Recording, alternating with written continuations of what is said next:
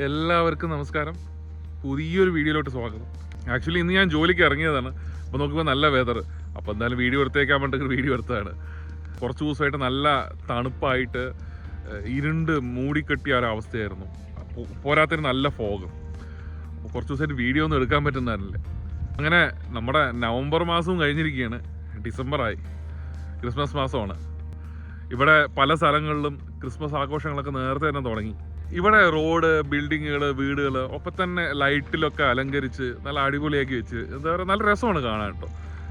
എല്ലാവരും തന്നെ ഇവിടെ ഒരു ഫെസ്റ്റിവൽ മൂഡിലോട്ട് ഇങ്ങനെ വന്നുകൊണ്ടിരിക്കുകയാണ്. കാരണം ഇവിടുത്തെ ഒരു വലിയൊരു ഫെസ്റ്റിവലാണ് ക്രിസ്മസ്. ഇവിടെ ഇപ്പോൾ സൂപ്പർ മാർക്കറ്റുകളിലൊക്കെ പോയി കഴിഞ്ഞാൽ ഭയങ്കര ഓഫറാണ്, ക്രിസ്മസ് ഓഫേഴ്സ്.